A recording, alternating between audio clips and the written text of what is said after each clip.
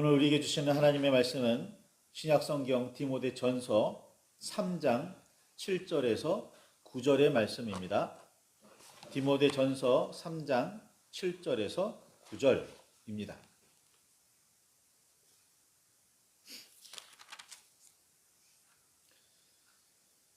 찾으셨으면 우리 함께 말씀을 봉독하시겠습니다. 또한 외인에게서도 선한 증거를 얻은 자라야 할지니 비방과 마귀의 올무에 빠질까 염려하라. 이와 같이 집사들도 정중하고 일구의원하지 아니하고 술에 임박이지 아니하고 더러운 일을 탐하지 아니하고 깨끗한 양심에 믿음의 비밀을 가진 자라야 할지니 아멘. 주님 우리의 마음을 여시어 말씀을 깨닫게 하옵소서.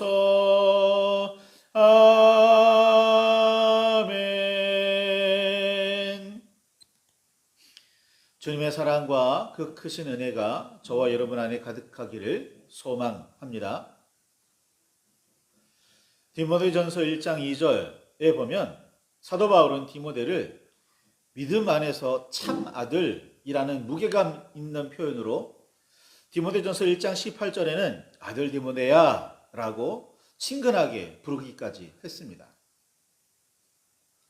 아들은 법적으로 자신의 재산을 이어받을 권리, 즉 상속권이 있는 사람 그 이상이었습니다.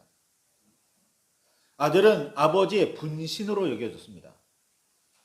나아가 아버지의 정신과 삶을 이어나가는 존재로 생각되었기에 어떤 의미에서는 아버지 대신이기도 했습니다. 다른 사도들과 주의 형제들과 게바 즉 베드로와는 다르게 결혼도 하지 않고 예수 그리스도께서 계시하신 하늘의 복음을 전하기 위해 쉼 없이 다녔던 바울에게 디모데는 매우 특별한 존재였습니다. 바울이 물려줄 재산이 얼마나 있었을지 모르지만 바울이야말로 내 뒤를 이을 사람이구나. 바울이야말로 나처럼 생각하는 사람이구나. 이 디모데야말로 나처럼 생각하며 살아가고 목회할 수 있는 사람이구나 라고 여겼던 겁니다. 바울은 그런 디모데에게 편지를 보내 여러 가지 일을 당부했습니다. 바울이 이 편지를 로마의 감옥에서 보냈다고 학자 대부분은 한 목소리를 내고 있습니다. 바울은 복음을 전하기 위한 세 번째 여행 끝에 예루살렘에서 소란을 일으켰다는 이유로 로마 군대의 천부장에게 체포되었습니다. 이후 약 2년 동안 예루살렘에서 갇혀 지내다가 로마 시민의 권리를 내세워 황제 가이사에게 재판을 받겠다고 하여 다른 죄수들과 함께 로마로 끌려갔습니다.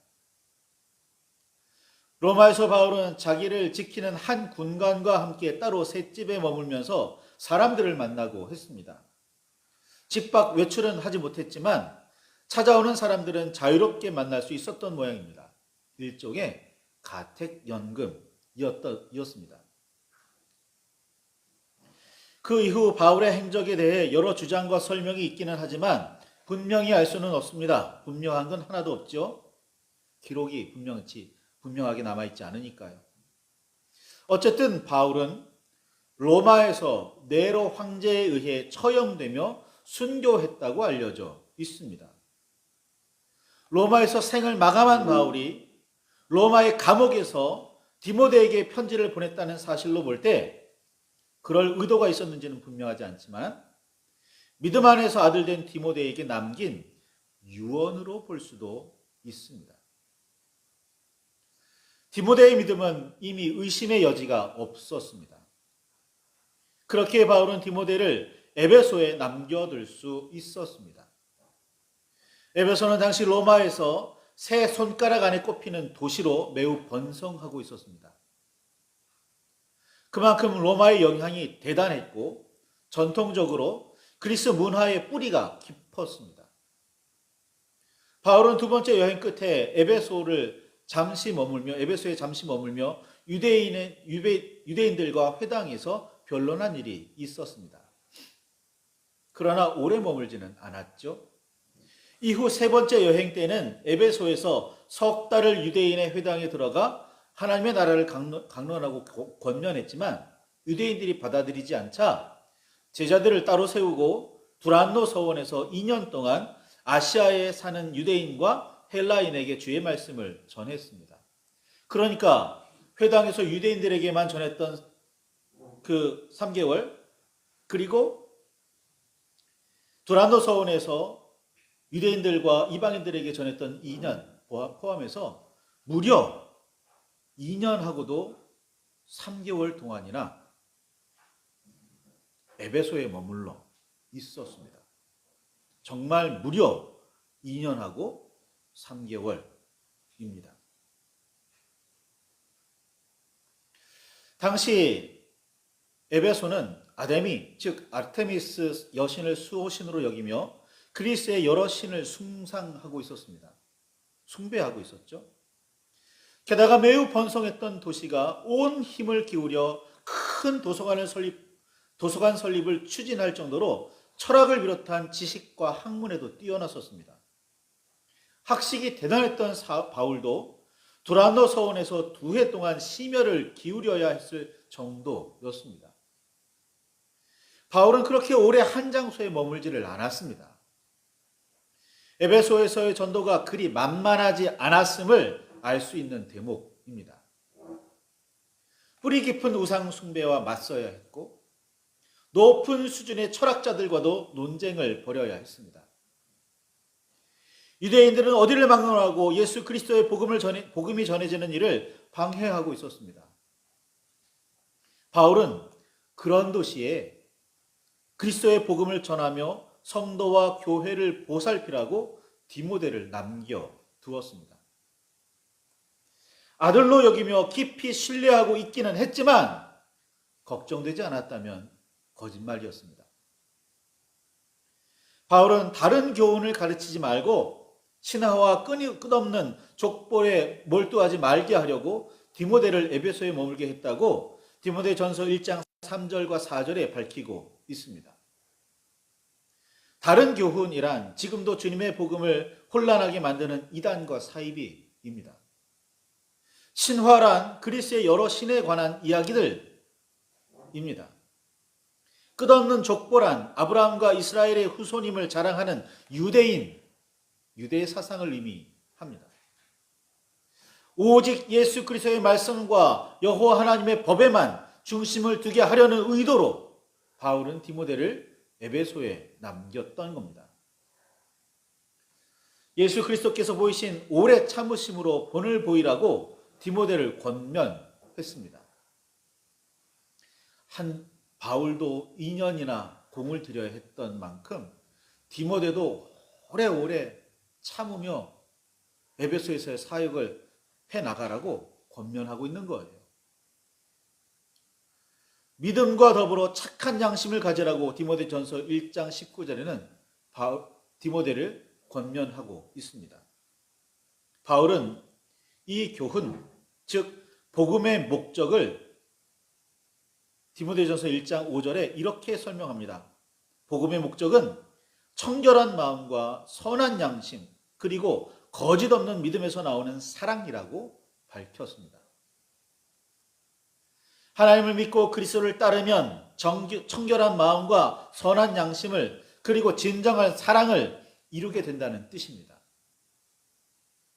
이 세 가지가 바울이 말하는 믿음의 열매들입니다.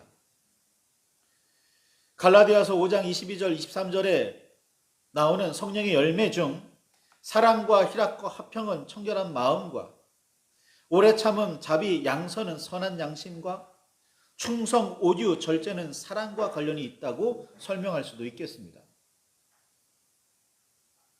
예수님께서도 정리하셨듯이 하나님 사랑과 이웃 사랑이 여호와께서 선포하신 온 율법과 선지자가 전한 하나님의 말씀의 핵심입니다.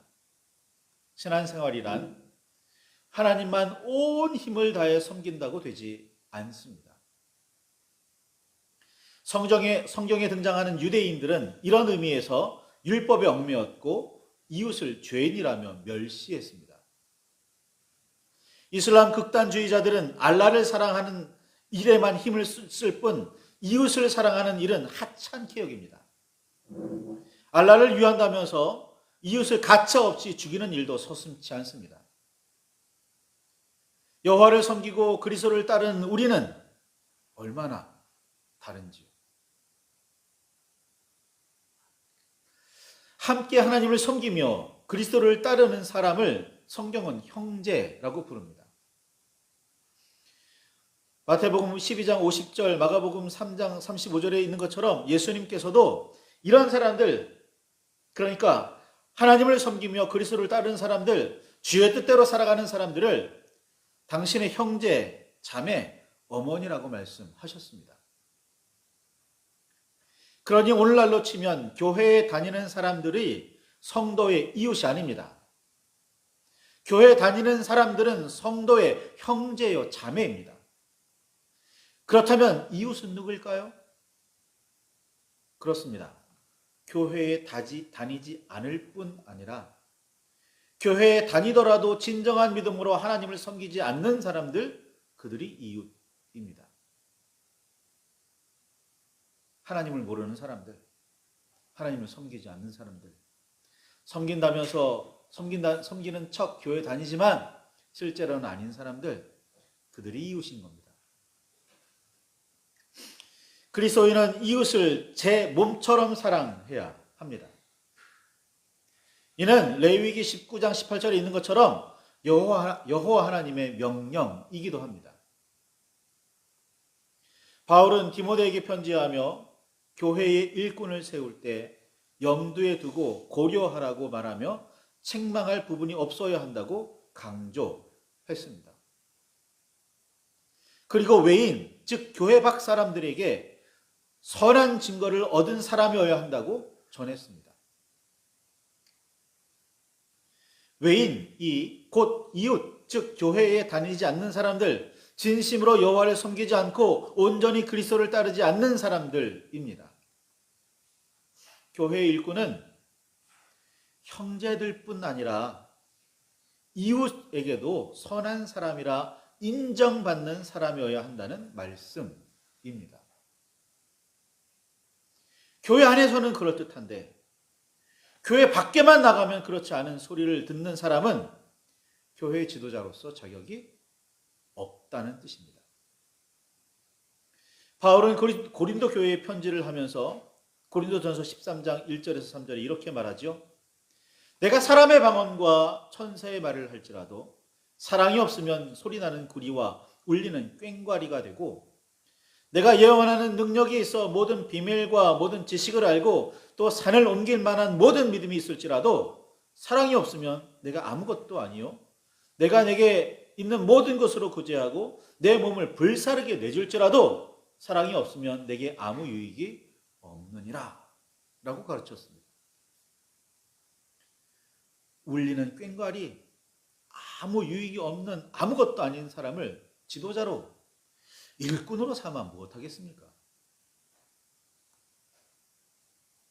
바울은 디모데전서 5장 8절에 누구든지 자기 친족, 즉 자기 가족을 돌보지 아니하면 믿음을 배반한 자요 불신자보다 더 악한 자니라 라고까지 말했습니다. 믿음 안에 있는 사람들만 형제 자매로 여기며 돌보고 같은 믿음을 가지지 않았다는 이유로 친족과 가족을 배반하면 이는 진정한 신앙인이 아닙니다. 이는 하나님을 섬기는 척, 그리스도를 따르는 척 할 뿐입니다. 진정한 하나님의 사람, 참된 그리스도의 제자에게는 선한 증거, 즉 선한 행실의 증거가 있어야 합니다. 바울의 가르침대로라면 교회의 일꾼들뿐 아니라 하나님을 섬기며 그리스도를 따르는 성도라면 누구나 모든 사람에게 정중해야 합니다. 오늘 읽은 본문의 말씀이죠. 한 입으로 다른 말을 하지 말아야 합니다. 이럴 때는 이렇게, 저럴 때는 저렇게 안 된다는 거예요. 술에 버릇이 되다시피 깊이 배거나 빠지지 말아야 합니다. 술에 임박이지 말아야 한다는 거죠. 더러운 이득을 탐하지 말아야 합니다. 뇌물을 주고받는 거, 자신의 노동의 대가, 정당한 대가가 아닌 다른 거 기대하지 말아야죠. 깨끗한 양심을 가져야 합니다. 믿음의 비밀은 당연히 있어야겠죠. 가정을 잘 다스려 모든 공손함으로 복종하게 하며 자녀를 양육해야 합니다. 자녀가 무서워서 부모를 따르는 게 아니라 공손함으로, 참 마음으로 따라야 한다는 거예요. 나그네를 정성을 다해 대접해야 합니다. 예수님께서 제자들에게 하셨듯이 성도들의 발을 씻으며 겸손하게 섬겨야 합니다. 어려움에 빠진 사람들을 힘을 다해 구제해야 합니다. 이 외에도 선한 일이라면 주님의 뜻과 명령으로 알고 힘을 다해 행해야 합니다.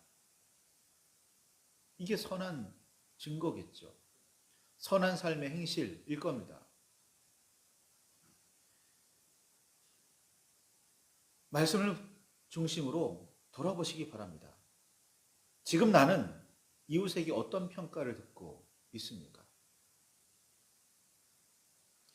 오늘 우리 교회는 사회에서 어떤 존재로 대접받고 있습니까? 아무리 누가 뭐라 해도 여호와 하나님과 예수 그리스도의 복음을 떠나서는 안 됩니다. 이는 타협할 수도 없고 그래서도 안 되는 핵심입니다. 아무리 사람들이 칭찬받기 위해서라고 예배 빠질 수 없죠. 아무리 사람들이 좋아한다고 하나님 섬기는 일 그칠 수 없습니다. 그건 마땅히 해야 될 일이에요.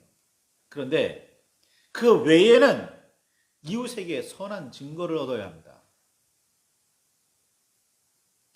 그리스도인은 선한 행실을 하는 사람이구나. 그리스도인의 생활은 본받을 만하구나. 그리스도인은 신뢰할 만하구나. 우리가 진정 하나님의 법대로 그리스도의 가르침대로 산다면 우리는 주님께로부터만이 아니라 이웃으로부터도 칭찬받는 사람이어야 합니다. 십계명을 생각해 보세요. 십계명도 크게 두 부분으로 나뉘잖아요. 하나님을 섬기는 부분, 또 이웃과 함께 살아가는 부분. 그 두 부분에 대한 말씀, 계명이잖아요. 그러니까 우리가 적어도 십계명만 철저하게 지키더라도 우리는 이웃에게 칭찬받아야 돼요. 그리스도인은 말이죠. 그런데 과연 우리는 어떤가요? 지금의 교회는 어떻습니까? 추수감사의 절기를 맞아 하나님 앞에 감사하며 찬양하는 예배를 드립니다.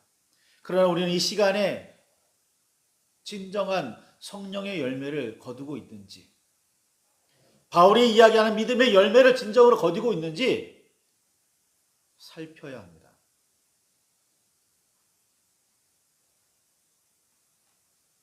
가인과 아벨이 하나님 앞에 예물을 드립니다.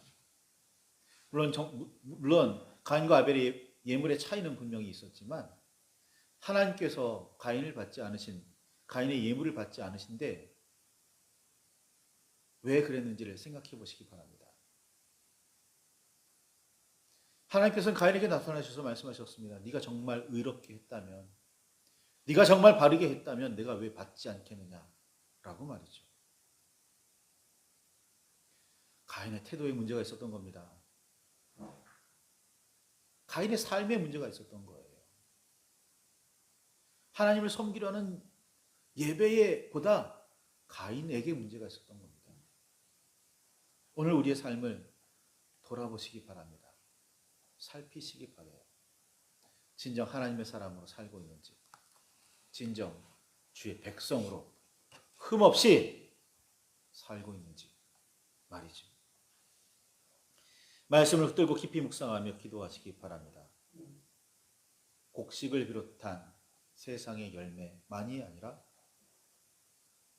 성령의 열매를, 믿음의 열매를 거두고 있는지 맺고 있는지 깊이 깊이 묵상하시기를 바랍니다.